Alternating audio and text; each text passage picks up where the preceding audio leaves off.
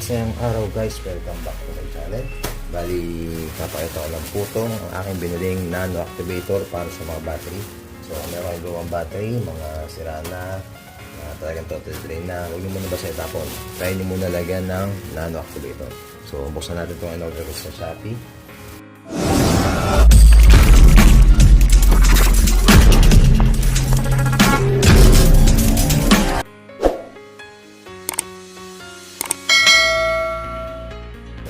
Ito ay nagkakahalagang 80 pesos lang.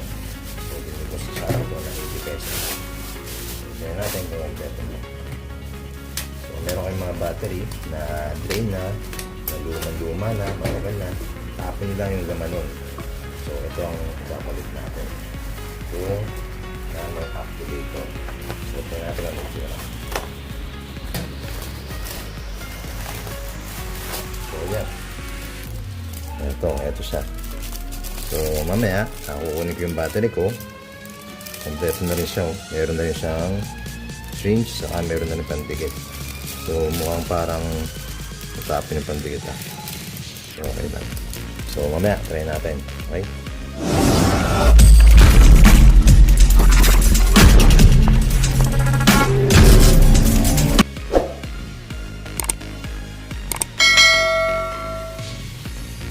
So, eto na nga guys, tinanggal ko na yung aking battery.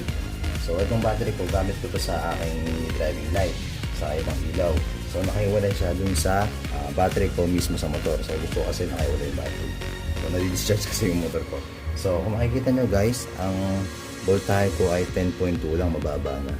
So, tatry natin itong lagyan ng nano activator na binili ko sa Shopee, sa Motex PH. Yan, 88 pesos lang yan. So, kung makikita nyo guys, meron din akong terminal connector. So, ito namang terminal connector, binili ko rin yan sa Shopee, sa Island Express Shop. 40 pesos lang guys, meron na 5 piraso. Yung 4, nabili mo na. So, syempre, meron tayong battery charger. Itong battery charger ay binili ko rin sa, ito pala sa Lazada kung mag-binili. Ang halaga nito ay 126 pesos lang guys. Binili ko naman siya sa Lazada sa GG Band number 1. So, yan. I-screenshot ko yung mga pinagbilang ko guys. Doon na rin kayo bumili. So, legit yan. Ito maganda ito. So, yun. Tatanggalin ko itong takip. So, papakita ko kung paglalagay ko nito. Tapos, siyempre, i-charge natin siya. Tignan natin kung yung 10.2 na to kung magiging maayos yung natin. Siyempre, kaharga natin. So, ito, tinatagal nito guys. Pag ginamit ko na, naabot na siya ng mga 3 to 4 days. Pagkabukas yung aking mini diving light na dalawa. So, obserbahan natin. So, yun lang guys. Sisimulan ko na yung pagsalin ko ng nano activator. Okay, thank you. So, simulan natin tanggalin guys. Tanggalin natin itong ating voltmeter.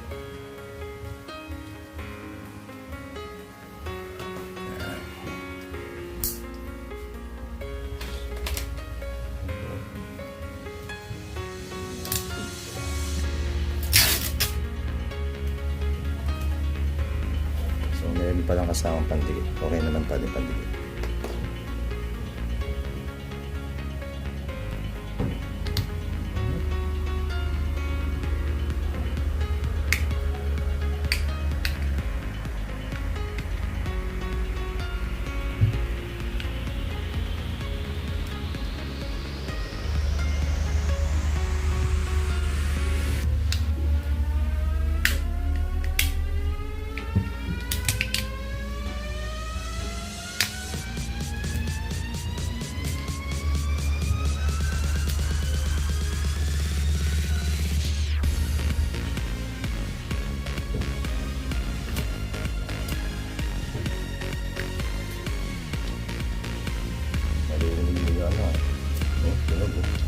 Parang wala ito ang sa loob. Patin dito. Let's go. Look.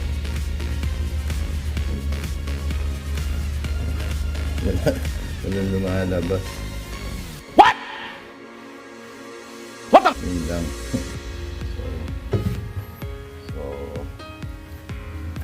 Kailangan talaga natin lagyan siya na so walang lumalabas. So Motolite nga pala yung battery ko.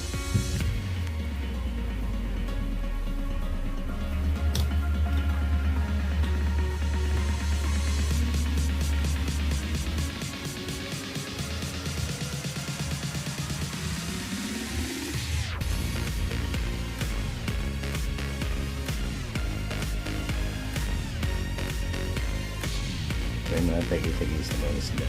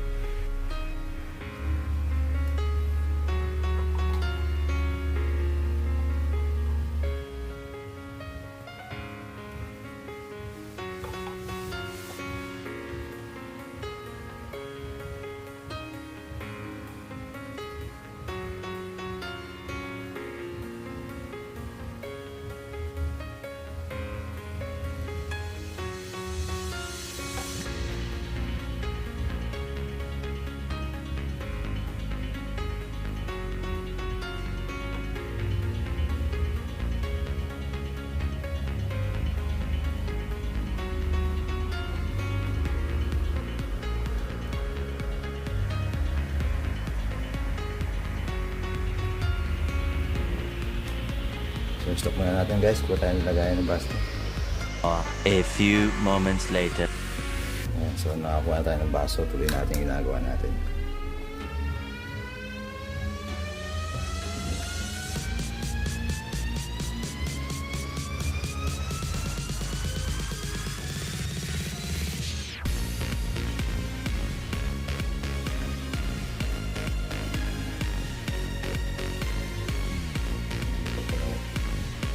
So gagawin nyo lang guys, susundutin nyo lang. Ayan, sinundot ko para bumaba yung yung lang siya. So siyempre nagkakaroon ng hangin.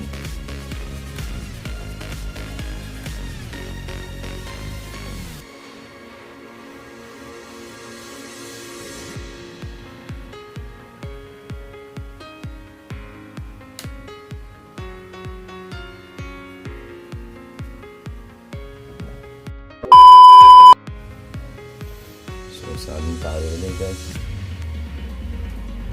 Siyempre kung lalagay lang din tayo, puso na natin.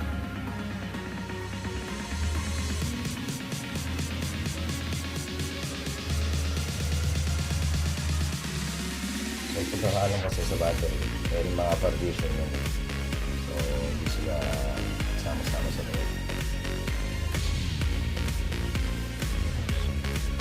Baka may mga divider sila.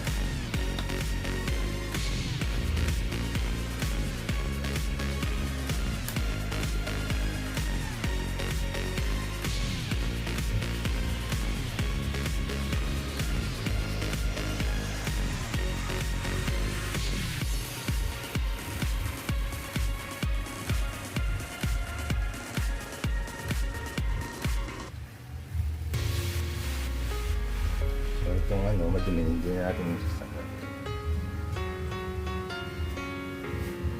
So itong sumobra natin guys, babalik natin dito. So meron pa tayong pangdagdag ulit kung sakaling matayunan. So yan.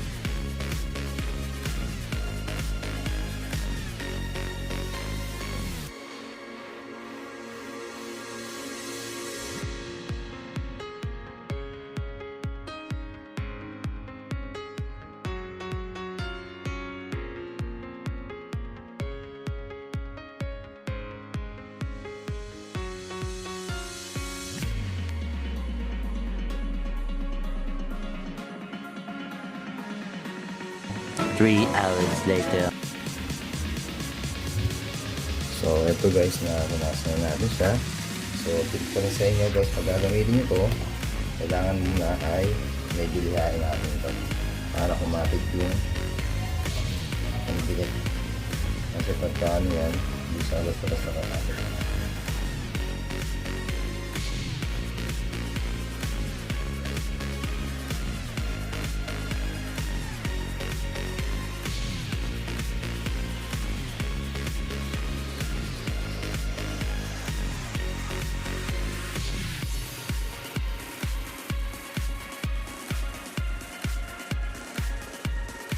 Guys, yan, makikita nyo 10.1. So ito yung battery charger natin. So gamitin na natin siya. So, natin dito. Yan, guys, 10.1. Tapos makikita nyo sa charger ko. So kaya tayo ng oras.